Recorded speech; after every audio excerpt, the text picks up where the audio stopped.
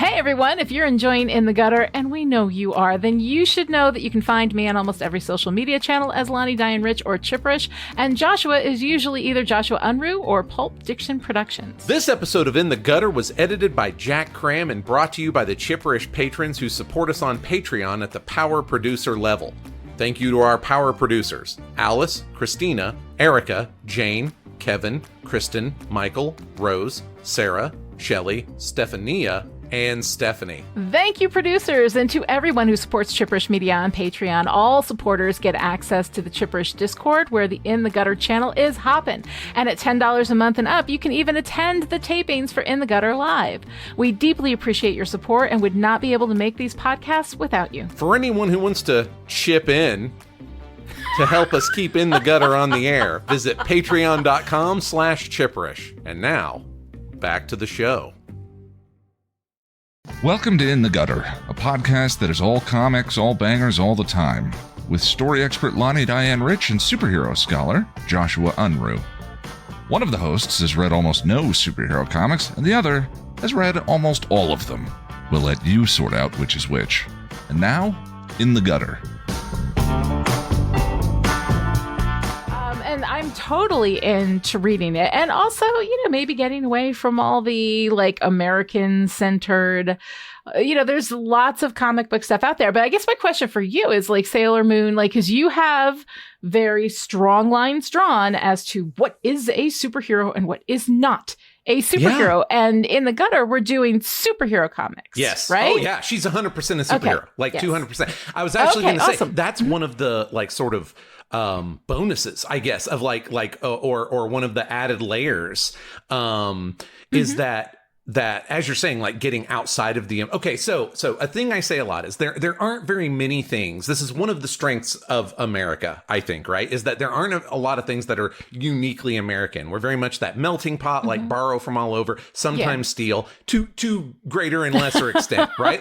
Sometimes it's we're influenced and sometimes it's we'll just take that. But superheroes are legitimately one of the things that I consider a uniquely American concept. They did not exist before Superman. There were shades of what would become the superhero, but they don't exist until Superman. It's just facts. They don't. Okay.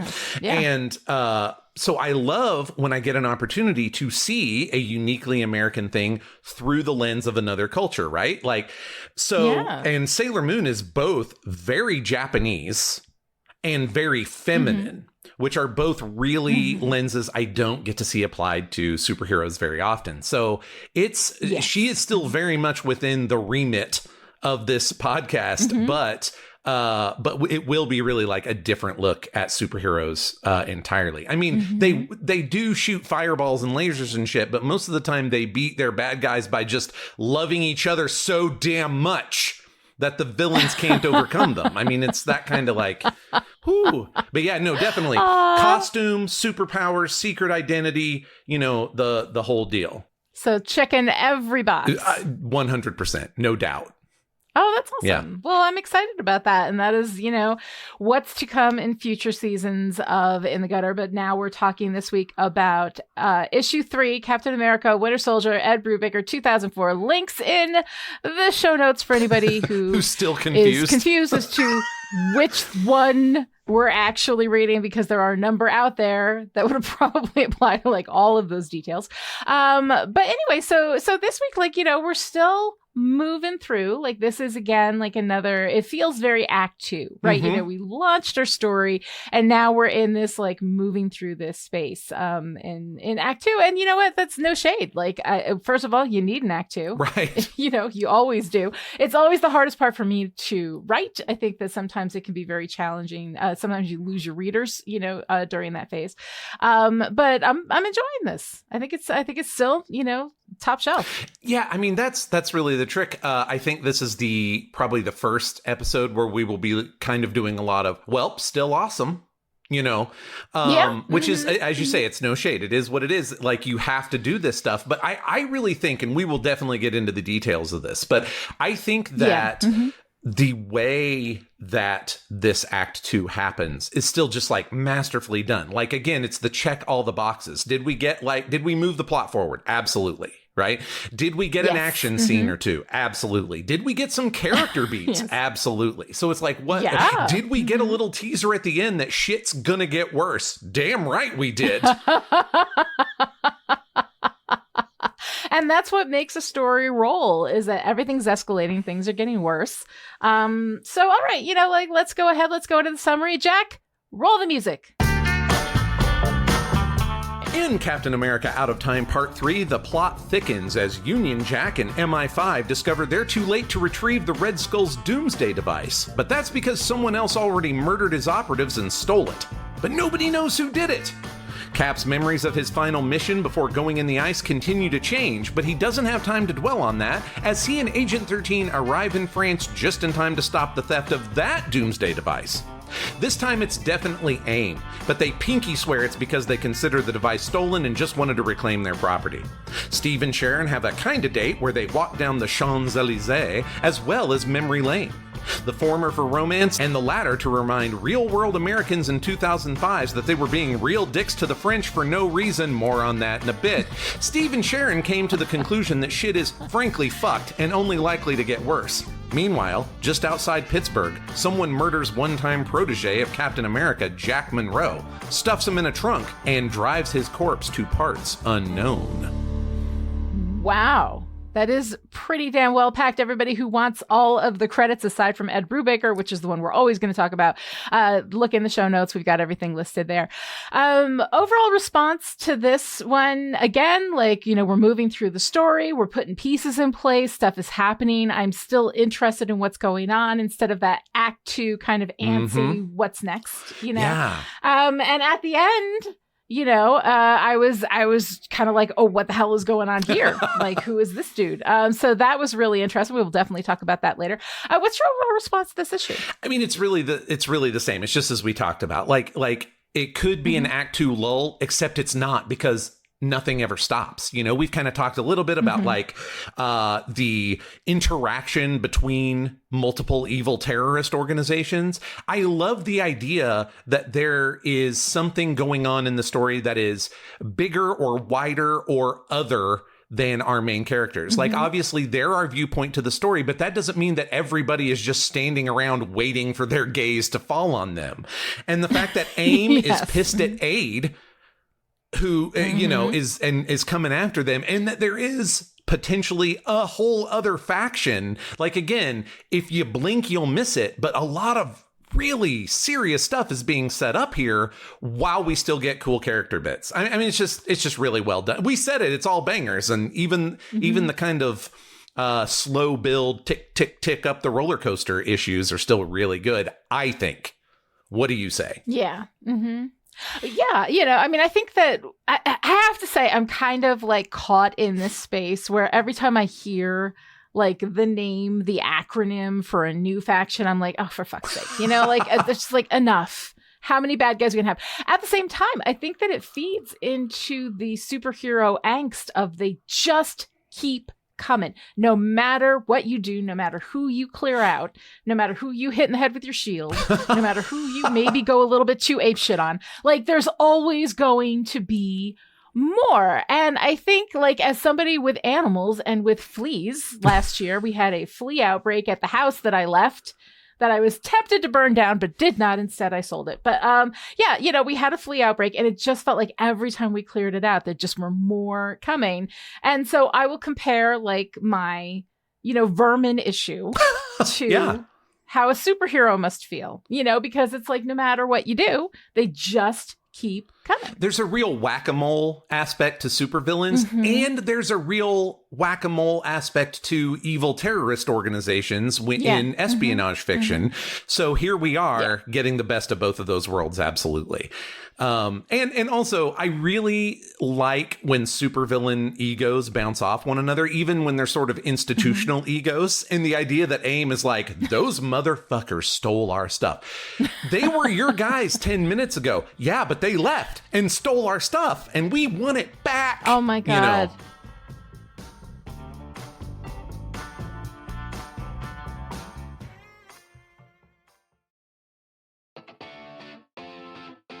If you like Spy-Fi and girls kicking all the ass, then we've got the book for you. Morning, noon, and night, these girls fight evil 24/7.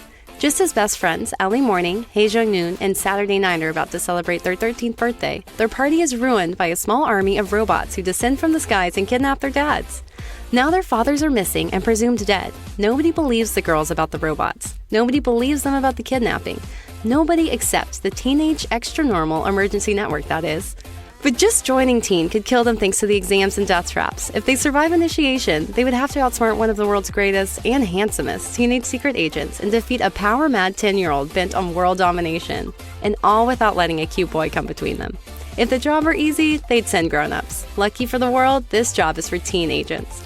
Pulp Diction Press and author Joshua Unruh bring you teenage secret agents wrapped in sparkles, bubblegum pink, and adventure. To pick up a copy of Teen Agents, The Plundered Parent Protocol, visit joshuaunruh.com or your favorite ebook store today.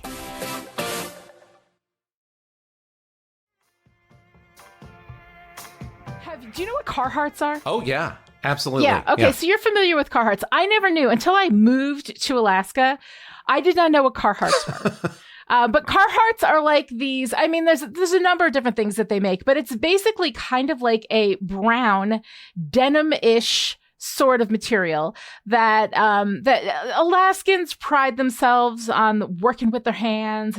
When you are working with your hands on anything in Alaska, be it your car or whatever, like you're out you're cutting down trees, you're clearing out a campsite. And I know that sounds like stereotypical Alaskan. Trust me when I say the people who move to Alaska are the people who like that shit. So, what choice have they? Anyway, that's exactly. it's your You day-to-day get into life. it. You get into it. It's just the way it's beautiful. It's amazing. I love Alaska. I still miss it. The only reason I left is because it's so damn far away from absolutely everything else.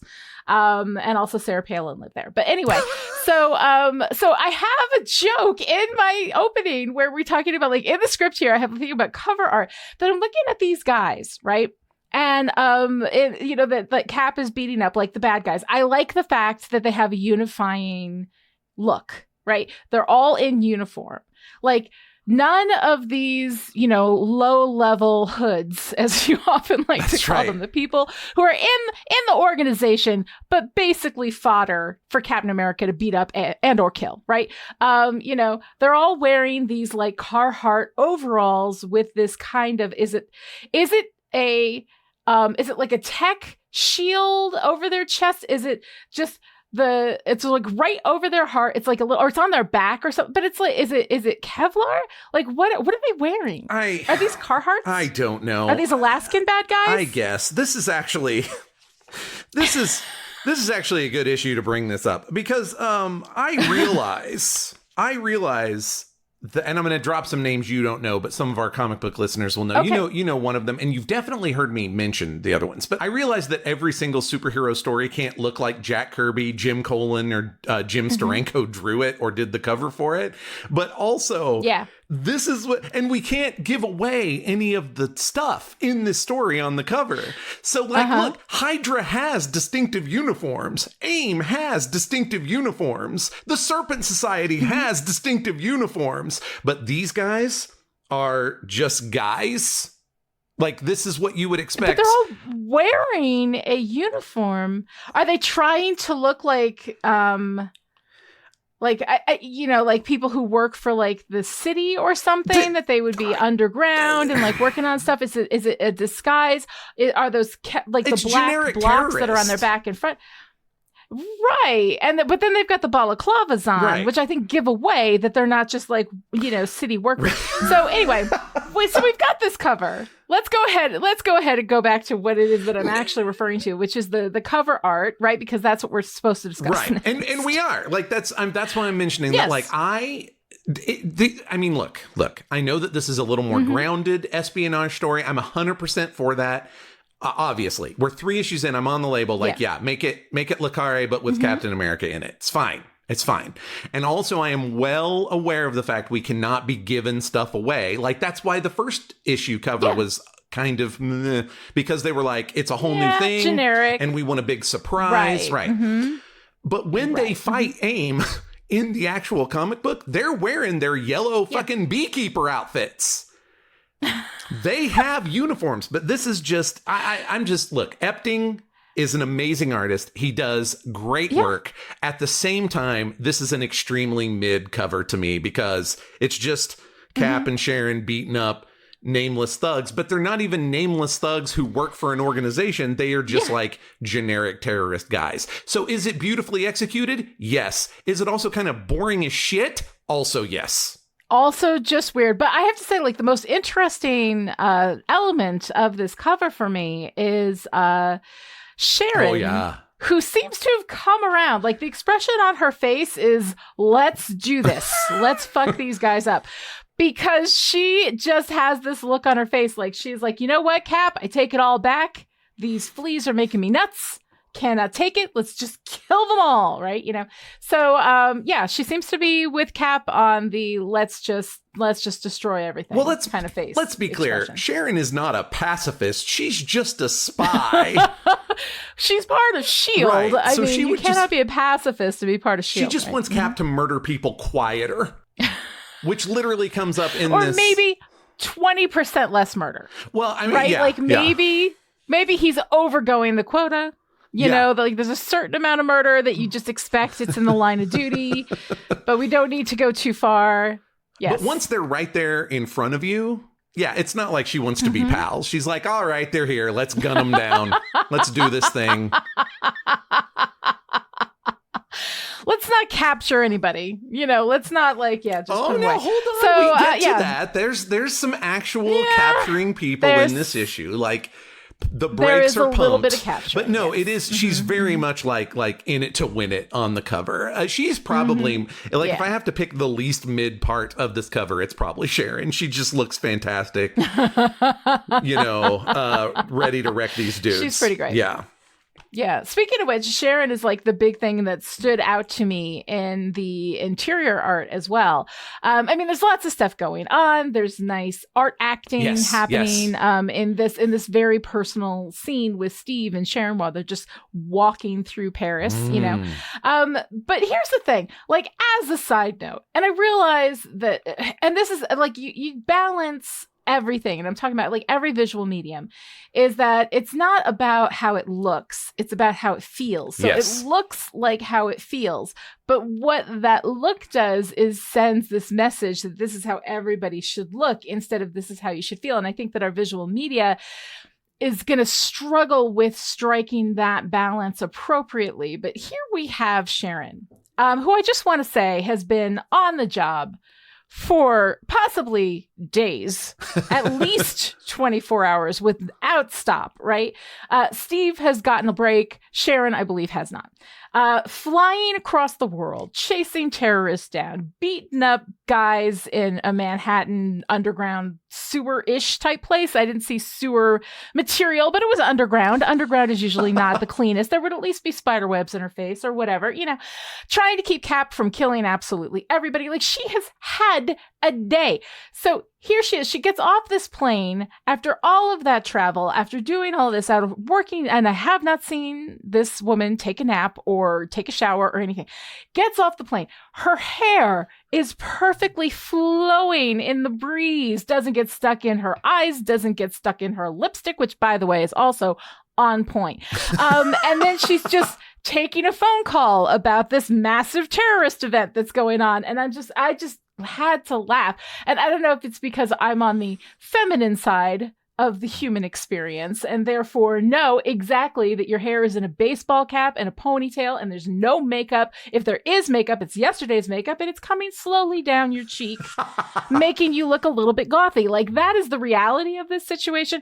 And so I like that this is how she feels, empowered and ready to go, and she's like on it, as opposed to what she would actually look like. But that, honestly, all this great interior art, that's the thing that stood out to me. I mean, what's really interesting here about the difference between our experiences, right, is that I don't want to immediately say like, actually, but I mean, if you look at like James Bond, right, it's kind of the same thing, right? Yeah. No matter what's happening, he always looks friggin' great and immaculate. And if he doesn't, and his martini is unspilled. Right. Yes. Right. And if he doesn't, that is actually a sign that we have escalated things, right? Exactly. Oh my goodness, he is must, right? So the treatment is largely the same for these characters, but the experience absolutely is really different. I mean, I don't think anybody we come from talking about the MCU a lot, and you felt this way about Black Widow often. I don't feel like the guys in a lot of those movies are allowed to be scuffed up either, but they're also not quite as coiffured, not quite as obviously made up. Are not wearing. I mean, we're talking about the actors in the movie. They are wearing makeup, but I mean, like the women, people of a feminine experience, are often wearing eyeliner and eyeshadow and mascara and lipstick and all of this stuff, right? And hair tends to be more complicated the longer it is. So Thor, I will absolutely put Thor in this part of the experience, that we're not really like drawing a hard gender line between, but the people who are experiencing some of the things that are assigned to the feminine side can absolutely step over despite how they identify. So anybody could be on either side of this camp. I'm just saying that people with the feminine experience of wearing makeup lasts for the first 15 minutes after you put it on, and then it just slowly melts down your face. And that is your experience of the day. And at the end of the day, you wash it off, and then you start again the next day. But for those first 15 minutes, when you are looking at yourself in the mirror, it's great. Like, you feel like Sharon, you know? But yeah, so like, that's a whole different kind of experience. So for me, like, I'm looking at this woman and how phenomenally Black Widow, like, made up and all this kind of stuff. But again, that's about how you feel, right? Like, we are representing, and that's the problem with like, this kind of criticism of visuals, is that it does put a pressure on, people who engage in that feminine side of the experience, and the things that are generally assigned to the feminine side of the experience. And I know men who wear makeup and fucking rock it. It's amazing. People who identify as men. Anyway, it's a whole complicated gender thing. My whole point is that these things are about how it feels. And that's like, there have been times where I have felt like how Sharon looks in this, right? Yes. I have felt amazing. And then I grab a image of myself in a mirror reflection somewhere, and I'm like, oh, that is different from how I feel. But it doesn't matter, because how you feel is really what it's about. So having our visuals represent how we feel, or how the character feels. Like here, Sharon feels ready to go, in power. She's knocking this out. She's doing this thing. She's got her shit together. She is making it happen. That is how she feels. How she literally looks in this realistic kind of thing. I'm spending way more time on this. Everybody out there who is like, Lonnie, just shut up. Yes, I'm with you. But the whole thing is that there is that question of the difference in a visual medium. How do you strike that difference between this is a visual representation of how this character feels because we're coming from the inside out, versus this is how any woman should look at all times, which is a message that does get sent to us. It's a tough line to ride.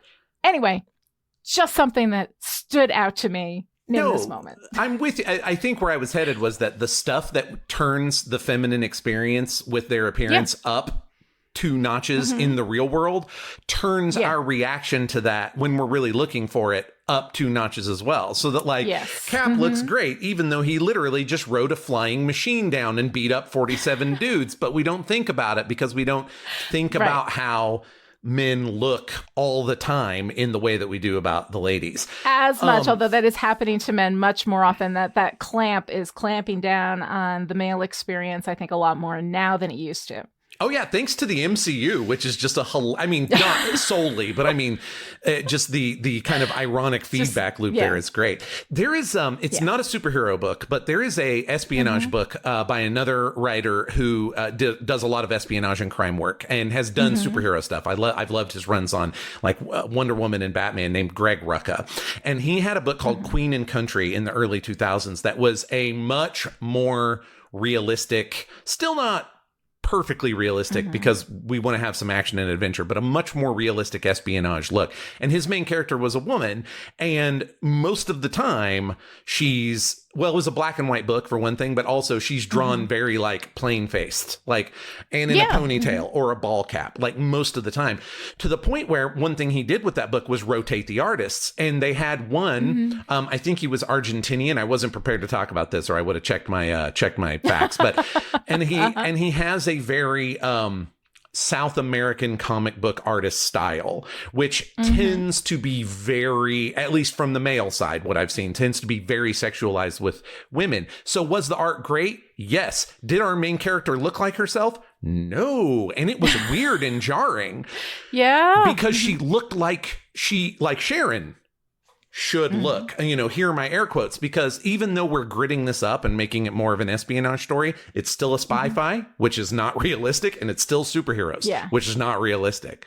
So yeah, it's an interesting, you know, balancing act, I think, even for Epting and Lark, as to how realistic things actually need to look. Like, yeah, let's desaturate the color, but also Captain America is punching super scientists in beekeeper outfits, you know. That's true. Find so, your balance, like, where fam, you know, where do you draw the line? And this is a point too where extra-textual considerations come into the discussion of the artwork. I feel like I have sufficiently beaten that dead horse. So let's go into our story now. Like the first response to me is, of course, it's got to be France. France is where all the trauma happened. We're not going to go anywhere else. Of course, we're going to go right to the place where, because I believe it was in France, like in the comics where Bucky died. Right. So was all that stuff happening in France? Shifts a lot. Typically, Cap goes into the North Atlantic, which it's not impossible that could be starting in France, but usually it's more of a Balkans or, something undisclosed North Atlantic location. But that said, this is the Western Front. So while Cap and Bucky traveled all over the place for World War II, this is definitely, and we talk about this in this issue also, this is definitely where the bulk of their fighting would have been. Like, he was not nearly as present in the Pacific Front as he was in the Western Front.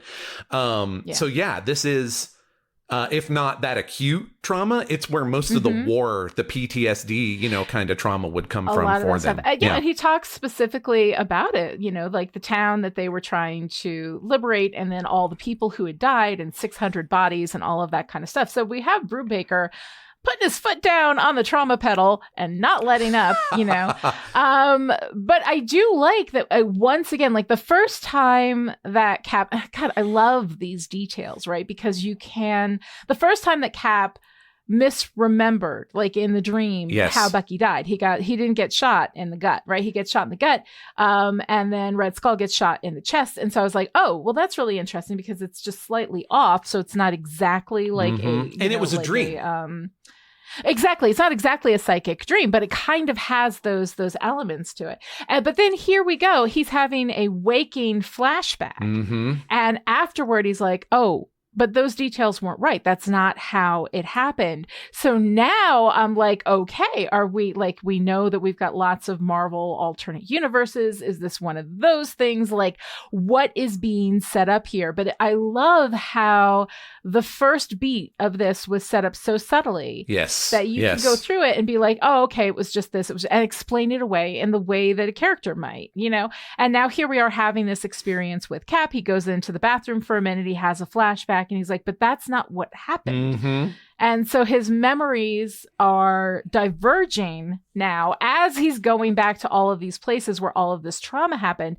And then, part of the experience of processing trauma is what is real, what actually happened, and trying to go through all of that and figure out what is real, what actually happened to you, what am I exaggerating, what am I making up, like all of that kind of stuff, constantly questioning yourself is sort of part of that trauma experience.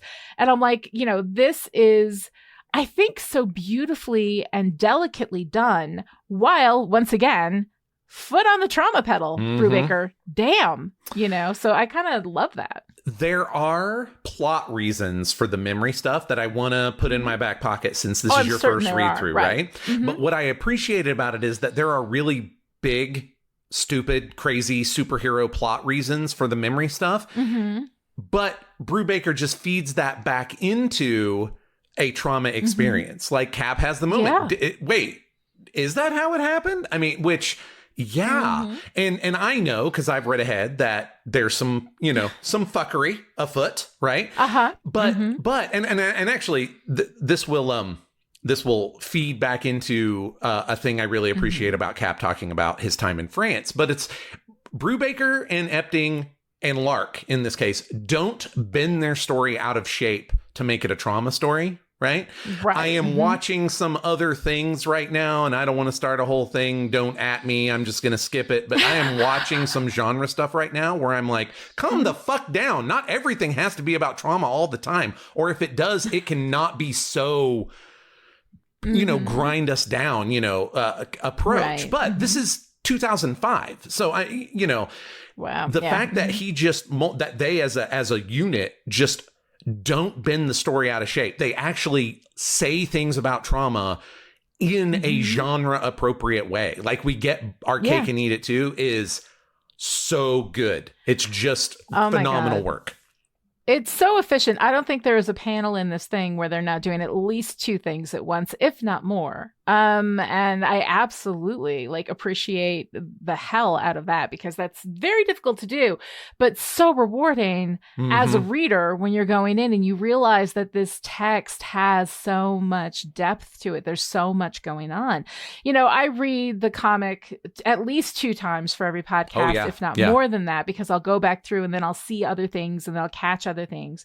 And every time I do, I'm like, oh, and then there's that. Oh, and then there's this. And now, because I read to the end of this issue, I know what that means. And all of this, it's really all of it pulling together. And one of the things that I really want to do is, I think, we haven't planned this yet, and I'm launching this on you in the middle of a podcast in front of everybody. But I want to kind of go back after we've done the whole thing and do a review where we read through everything all again, all as one long story, and then have a discussion about it, because I feel like there's so much that I see. There are these little flowers coming up out of the ground that I'm picking as I go. But there's other ones there that I didn't see on the first run through. So, we'll talk about that, but I'm really, really enjoying all of this stuff. And I think that it's so interesting how incredibly layered it is. That's exactly the stuff I mean when I say that a story rewards a reread, because sometimes I reread for fun, like I liked it, but there's not any extra there, But in this case, more, I can't even say anything because I don't want to accident. I mean, I know you're not the biggest, you're not that concerned about spoilers, but I also want you to experience the thing, similarly to how I did it. Yeah. There are things in the first issue that you picked up on that mean what they mean in the first issue and are going to mean more things down the road. Something else later. Yeah. So it's, that's tremendous stuff. While we're here, speaking of rewarding rereading, or perhaps maybe I'm thinking more of just stuff working at a meta level also, I want to talk a little bit about Captain America in France. Because this flashback scene in this Captain America comic is literally in dialogue with a comic book that came out 2 years before this. Buckle up. All right. Remember the Ultimates? The Ultimates. We have talked about Ultimate Marvel was this publishing line, early 2000s. Marvel wanted to basically create another universe that people could get in on the ground floor of, give them the same kind of feeling that somebody in 1965 might have had, and it went on for, 20 years, which means that ability to do that quickly degraded. It's kind of like that concept has a shelf life, but that's its own reward, right? We got Miles Morales out of that, stuff like that. Right. The Avengers version of that was the Ultimates, which is, as discussed, a much better name, but that is the end of the better ideas in the Ultimates. I might give them half a better idea for Nick Fury as Sam, or I should say, I might give them half a good idea for Sam Jackson as Nick Fury, as discussed last episode, right? But that is half a good idea for the reasons as discussed. So the thing was, that book was written by Mark Miller, who is, you've heard me mention him before on Listen Up A-Holes, mainly in terms of Civil War. I referred to him as noted hack Mark Miller, and I'm going to keep doing it. Around 2002... you may recall, the USA collectively went fucking crazy and bombed the shit out of countries that didn't have anything to do with 9/11. You might have heard, younger listeners, you might have heard of it because we literally just fucking stopped. Like 10 minutes ago, we just did. But a thing that we don't talk about as much anymore during our collective moment of madness is that not every country thought it was a great idea. Right? France didn't really want to get involved and rightly talked shit about us and Britain and the other coalition forces. And this led to a bunch of asshole Americans getting really angry at France and insisting that they were a bunch of cowards and always had been. For reference, hey, Lonnie, remember freedom fries? Oh, my God. We weren't allowed to say French fries there for a minute, kids. We had to say freedom fries, which cracks my extremely ethnically German ass up. Because this happened to sauerkraut back during the Second World War, and it had to be Liberty cabbage, and frankly, fuck you people. Okay. So I say all that is a little bit of history lesson. I'm sorry for everybody. I'm now beating dead horses, perhaps, but I never know. I mean, that war on terror has been going on so long. We've, just memory hold how it started, right? Yeah, exactly. So at one point during the Ultimates, Ultimate Captain America, who had been portrayed as much more like your sexist, racist grandpa in the body of a 25-year-old, is accused of cowardice in a fight, like in the middle of a fight. And he points at his own head and says, "You think the letter on my head stands for France?" Did I mention that Miller sucks? Because he super does. And also, this is the thing I want to say. I'm going to do a quick shout out to, already a listener of this podcast, Matt Liparata, who had this conversation with me last night. Both of us remember that line differently. We remember that line as, "Do you think the A stands for France?" Because that's a better writing of a really shit line.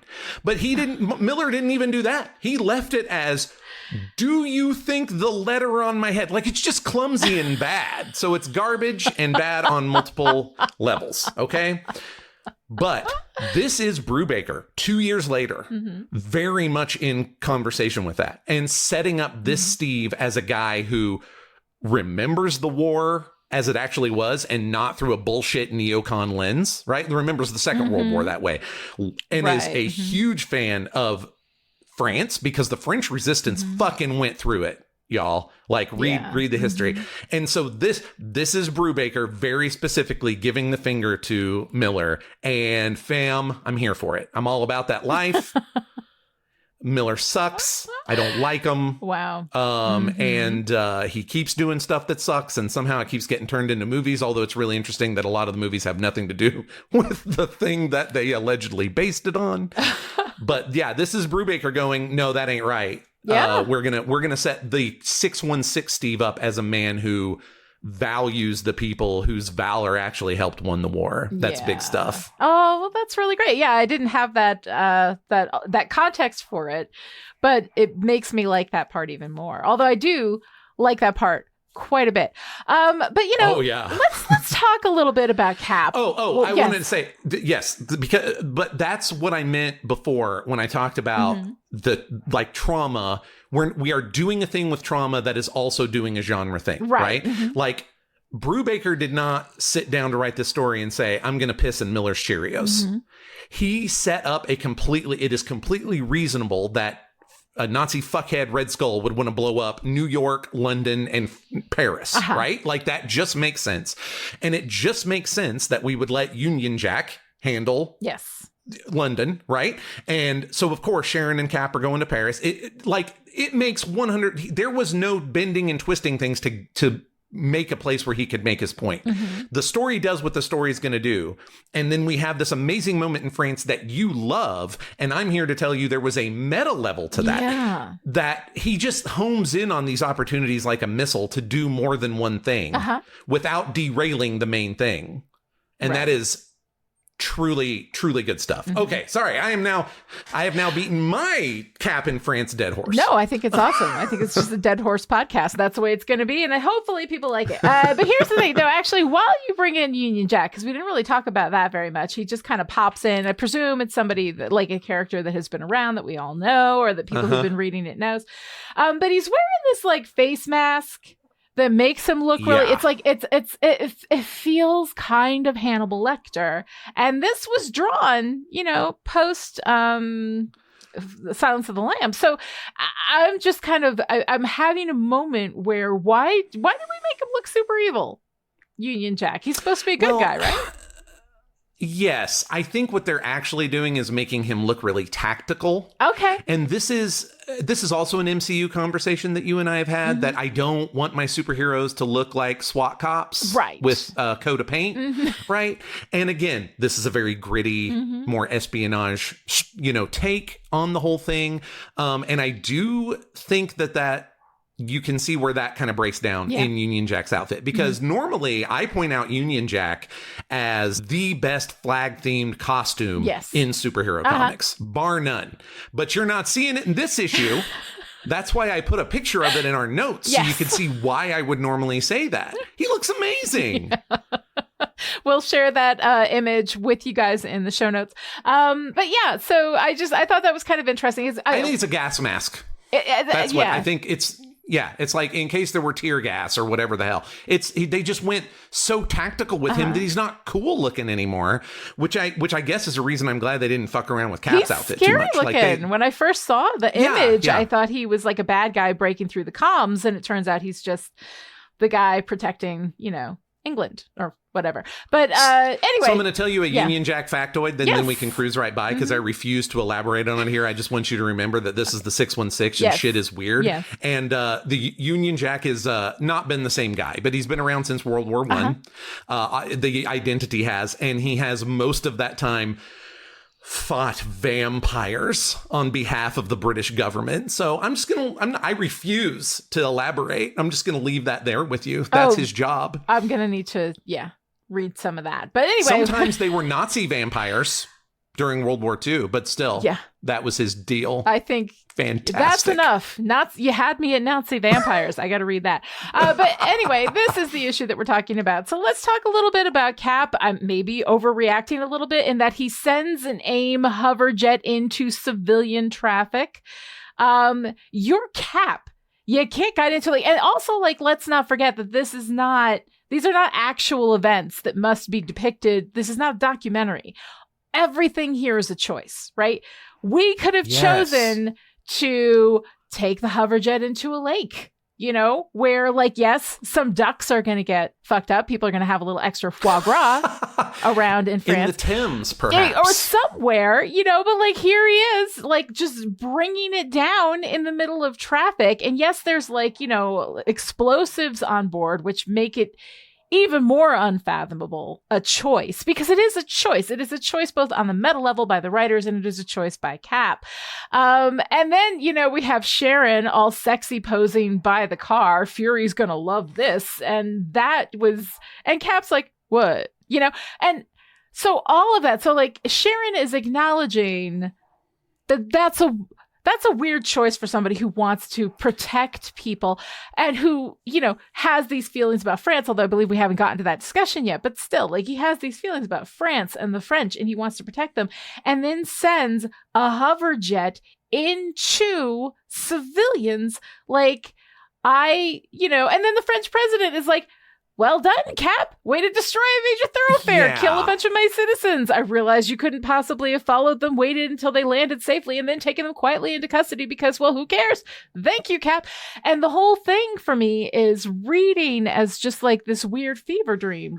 This isn't something, especially from Sharon, who recently was did you have to beat up those bad guys so much? Yes. But killing a bunch of civilians, what collateral damage, It is a really mixed message, I think, within the fiction. And I'm legitimately confused by it. I mean, on one hand,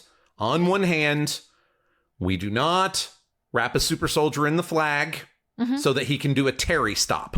We don't do that. However, you're right. Just an issue or two ago, we were talking about how Cap is overreacting to things, but nobody reacts to him in this like he's overreacting. Yeah. Sharon's got a smirk. Nick Fury's got a smirk. The French president is saying thank you. I really feel like this is one of the small moments, one of the times that the story drops the ball. Yeah. But I can't decide if it's like a major or a minor flub. I'm really legitimately confused by everyone's reaction to that moment in the fiction. I don't know. It does stick out. There's some sand in the gears there. Yeah, there's something about the collateral damage of unnamed, unseen civilians that, in my experience of Marvel, I've noticed in the movies, they did address it a bit with Sokovia Accords and all of that stuff, so there was some addressing of it in the films, but this kind of thing I see happen a lot in these superhero stories, and it's always kind of baffling to me. It is baffling to me that Sharon was like, hey, Cap, what the fuck, when he beat up a few terrorists and did it over, but killing a whole bunch of civilians and being it wasn't like the hover jet was crashing and he was trying to stop it and those civilians died. That's an escalation. He deliberately downed that thing into traffic, into civilians without thinking about the civilians. And then we go into this lovely scene with him and Sharon. They're walking around. He's talking about the people from France. He's talking about what they went through. He's talking about 600 bodies. It was the first time he had ever seen 600 bodies, right? But he just created 600, oh, maybe not 600. We'll call it at 60. But the point is, he just was the source of a tremendous amount of grief and loss for very real French people. And we don't seem to view civilians as anything other than fodder for escalation in Marvel. In general, that's been my experience. And I don't know if that's the way it is in the DC side of superhero comics. I haven't read as much there. But yeah, this feels really tonally out of pace with everything else that we've opened up in the discussions that we've opened up in the process of this run.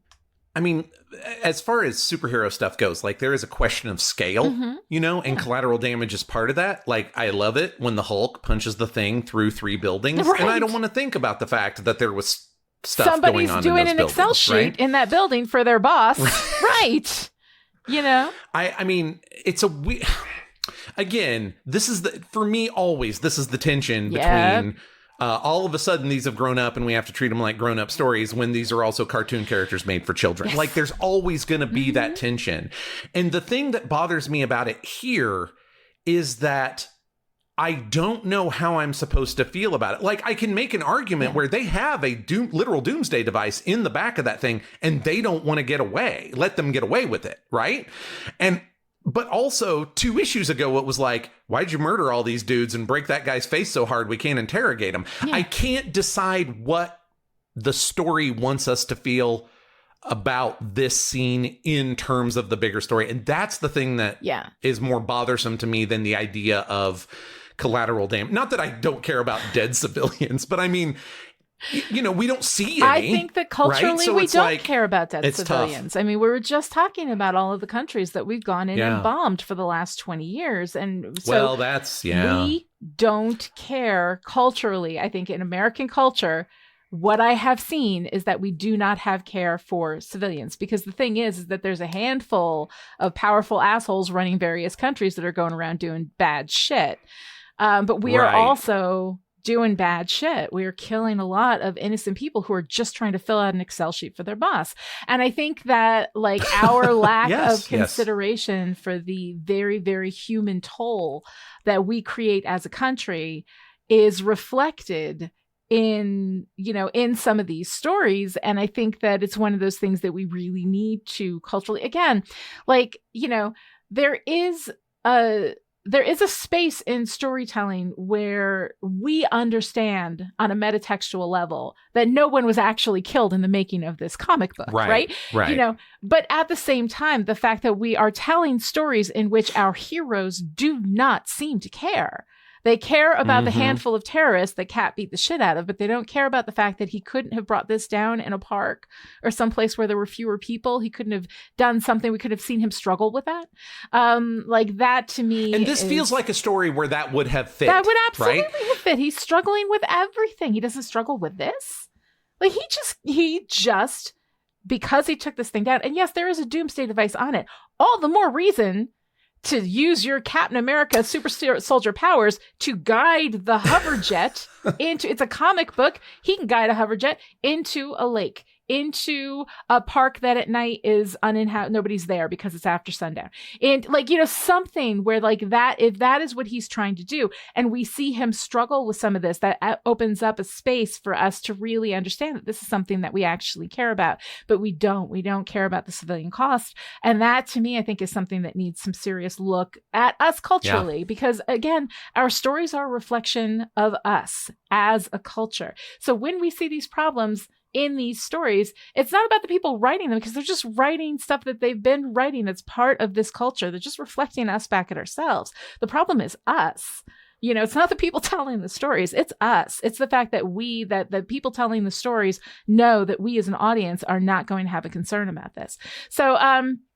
So anyway, that was a moment for me. But then we go into this like beautiful, thing with Cap and Sharon. They've got this wonderful relationship. I take back everything I ever said about Sharon Carter. I absolutely love her. They're having this, I love that I laid the foundation for you to grow to love her when I was like, don't think about Peggy because it's the 616. And you were like, that's going to be hard. And then I'm over issues later, you're like, never mind. I love her. She's fantastic. I'm over it. I really do. I mean, aside from the, smirky Fury's going to love this on the pile of dead civilians, I really like what we've gone on with Sharon here. I like this relationship. I like the fact that maybe they were romantic, but this is a friendship. This is a love story that is about the two of them being friends, right? Because they're not in a romance at this time, right? Am I understanding that correctly? Right, okay. Yeah. But they were. So they have a history, but that's no longer part of who they are.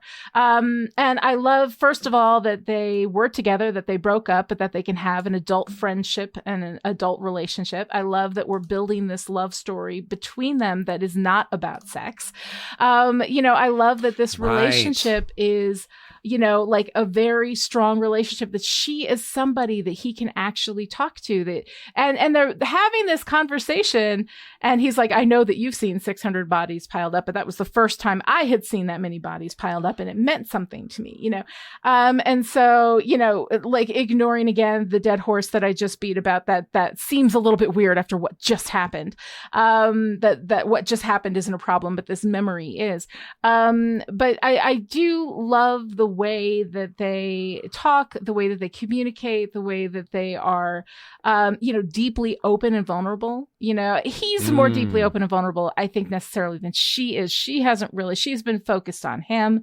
But, I think that it's a really nice relationship, and the way that they are able to develop this relationship so beautifully in what turns out to be like a section of 24 to 30 pages. Like it's pretty good. Right.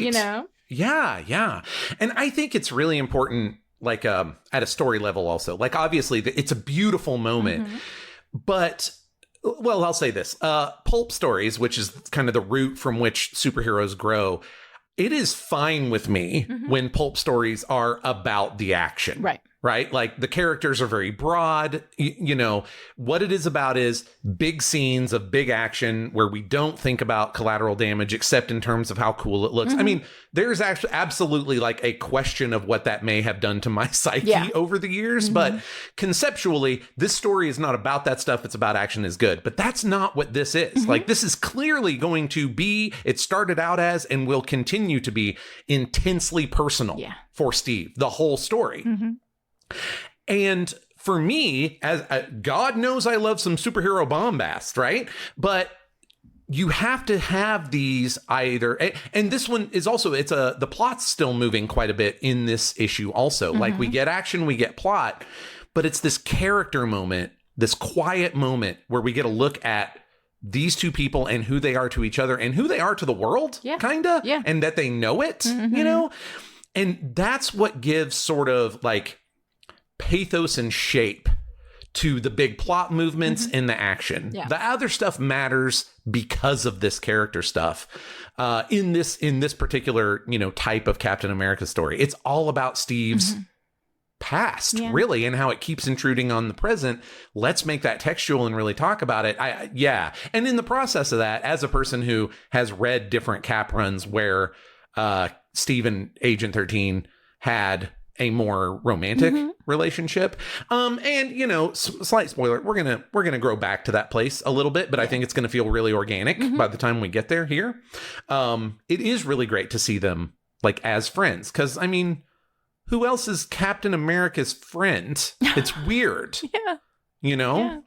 Well, and it's, you could maybe get Nick Fury because they're the same like generation, but Nick lived through the intervening years and grew into this super spy, and he is not at all the person that was running around the Western Front in World War II. Whereas Steve, I mean, sliding scale of comic book stories notwithstanding, absolutely is. Like, who is his peer? Get real, you know? Exactly. And that Sharon is the closest that you can get because they had shared big chunks of their life before. I love it. It's beautiful stuff. I think it's really good. Okay, so here we get to this ending, right?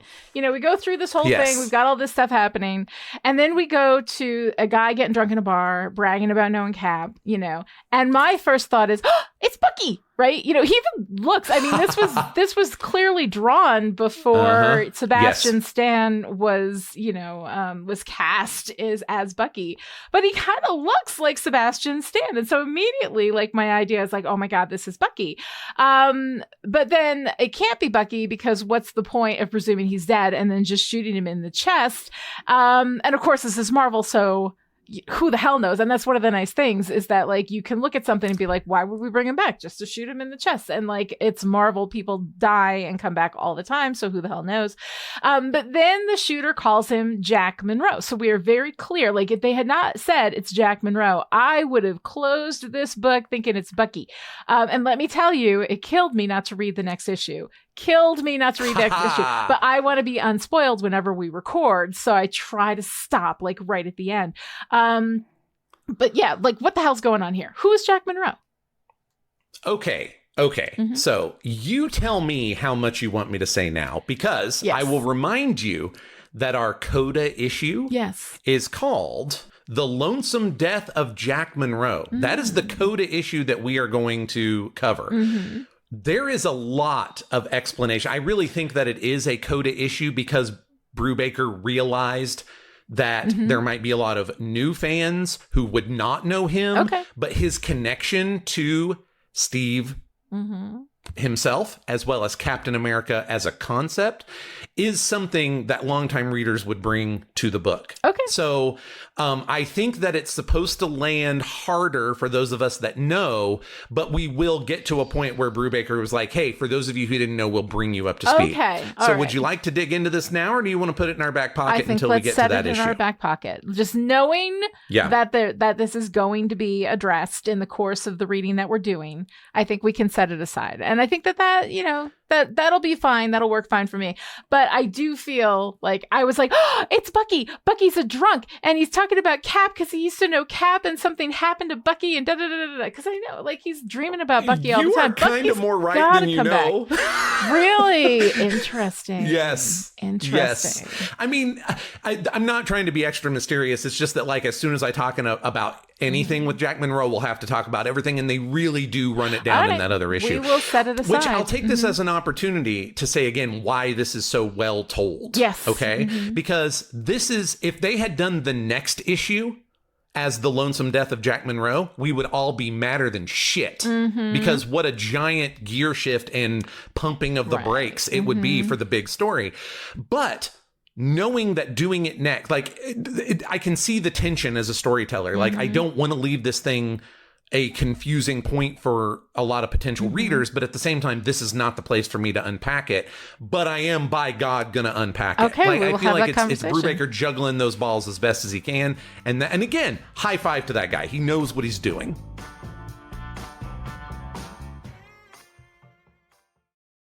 Stories are the most powerful thing on Earth. They are literally life and death. Wars are waged based on the story of who is the hero and who is the villain. You are the result of a story your parents told each other, the one-night stand, the soulmate, and friends who became so much more. Life and death. So wouldn't you like to understand them better, these stories? How story works An Elegant Guide to the Craft of Storytelling by Lonnie Diane Rich demystifies stories and helps you understand why you love what you love, why you hate what you hate, and why prologues are almost always a bad idea. How Story Works by Lonnie Diane Rich.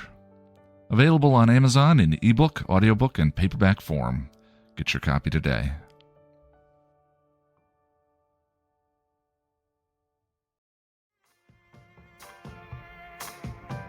All right, so this is, of course, I feel like our favorite part of the show is always talking about our favorite part of the comic book. So, and considering that we had some conversations about costumes, both on mic and with the patrons who showed up to watch us record, I get to talk a little bit about that because my favorite art page is the one that starts with Captain America very in his own head, really freaking out about how fucked up his life is and that he can't even trust his memories. And then there's a knock at the door and his reaction is to reach up and pull the mask on. Like he is putting on his literal game face. And I think costumes are really important. And I think that secret identities, which is not really Cap's deal, but broadly secret identities are a big deal, right? And actually the shift in how Steve reacts to the world. Like he can't stop. We saw in the first issue, he can't stop being Captain America, even when he's just living at home. Like the way he lives is based on the fact that he's also Captain America.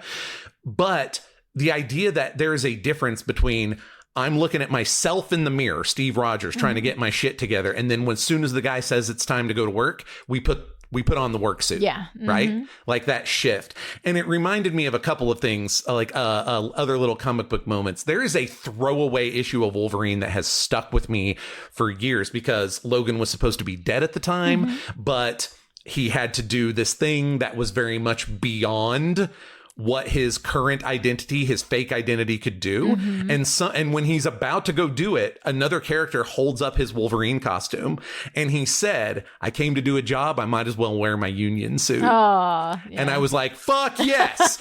And tied to that doing a job, my favorite Batman costume in the comics of all time is from the Batman Incorporated era, where Bruce Wayne is literally setting up franchises of Batman, and they all have different costumes, but his outfit is very much like gray overalls that they then like the full bodysuit, like zip up, right? Like, but then with Batman flourishes. So it's still super cool looking. Like he still looks like Batman, but it's also, he put on work clothes to go do a damn job. Which is kind of a thing that ties into Batman Incorporated, like as a concept, right? But anyway, I love all of that, that the change in costume and the way that we treat those different identities, and that we really got to see that in Steve, that he went from my shit is very not together as Steve Rogers, but Captain America's shit is always on lock. Let's go do what we got to do. I love it. Love it. I love it. I think that's great. For me in the artwork, I just cannot get over this beautiful kineticism in the action sequences from one frame to the next. And well, I think this move was unbelievably reckless on Cap's part. We have talked about that.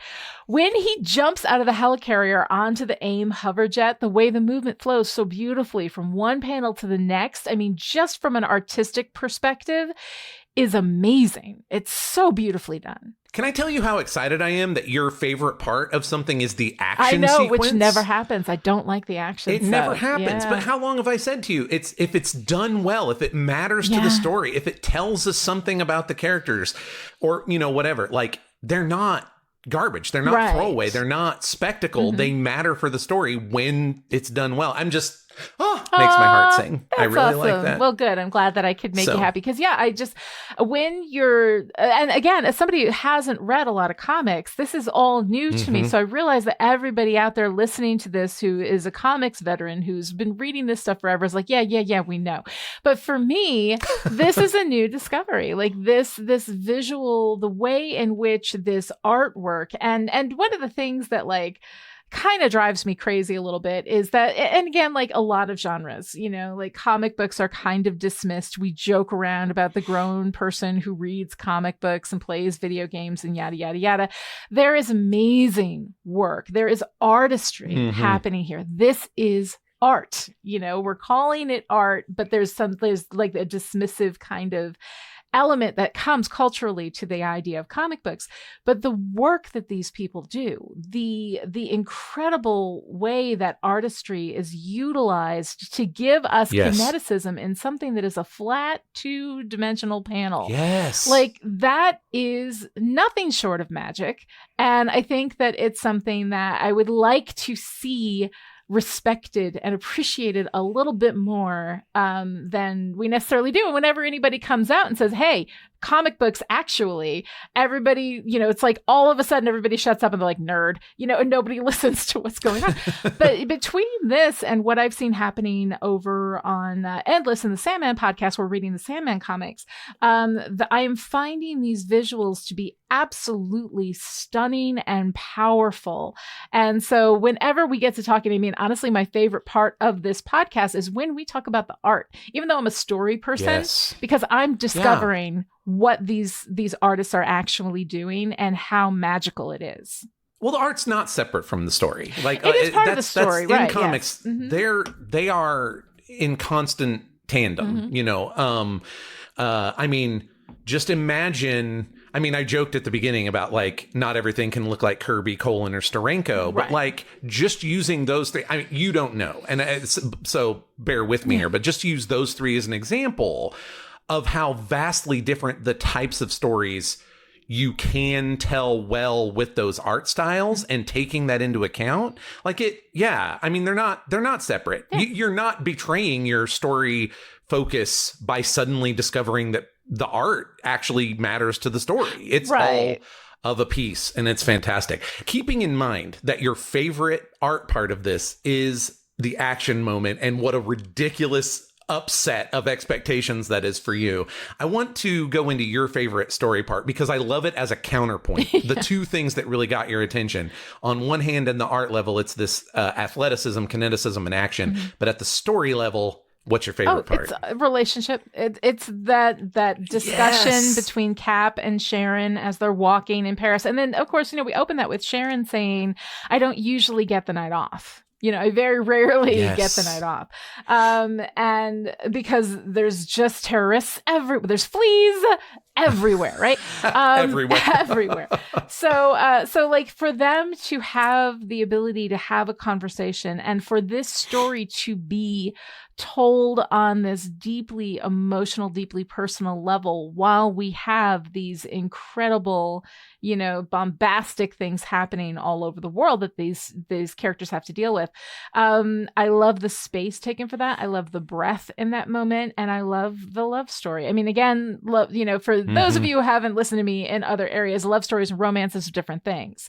There's a love story that doesn't have to do with sex, that doesn't have to do with romance. It's just a love story. And then sometimes you can add romance to that. But the love story, to me, is what's most important, is that relationship, that love between them that is independent of whether there is a romantic or sexual thing going on here. So I love the building of a good love story. And there's a love story also being told here, at least in the flashbacks between Bucky and Cap, that I'm really enjoying as well. But in this issue, that's my favorite part. So yeah, let's go ahead and talk about, as I talk about Bucky and Cap and their love story, your favorite part. So my favorite part is actually almost like a subset. Like I got a little more granular from yours, is that it is the flashback to World War II era France specifically. That is just my favorite story moment. And again, it makes it hard to pull it apart, as I was just saying, but like, also remember that is a different artist. Who is also doing photorealistic-ish things. So it's not out of place, but it's different enough. And that I feel like that feeds back into what I love about it, which is we're being reminded, as Sharon said, that Cap is worldly. He's been around the block, and had been even before he became an Avenger and shit got real weird. Yeah. Right? Like, he was had just had so much life experience. And I don't mind a bit the petty aspect of it kind of being in angry dialogue with Mark Miller's much shittier take on Steve in the Ultimates. That's my favorite bit. Well, I appreciate that too. And I do love that. And, as we're talking about story beats, but also the art and the way the art is represented in the flashbacks and how that experience is different and it's black and white, but, because it was so long ago, but there's still a freshness about it. There's a rawness to the artwork of those flashbacks that I think make them have like a really big impact that I don't think if they'd been drawn in the same art style as the present that we would have gotten. So like there's so many beautifully evocative decisions that have been made with regard to those flashbacks that I think are just absolutely beautiful. But okay, so now here we are, we're at the end. What are we doing next week?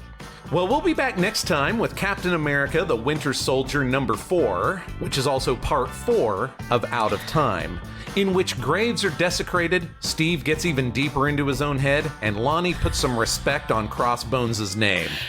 Oh, that's the Red Skull cosplay guy? Is that who that is? Yep, and that's the last time you say that, because he is amazing in this next issue. I will say it again, probably just to bug you. But yes, let's enjoy I know it's some true. Crossbones. That's true. That's also part of the charm. That's the sibling thing we get going on here. It's just how it is.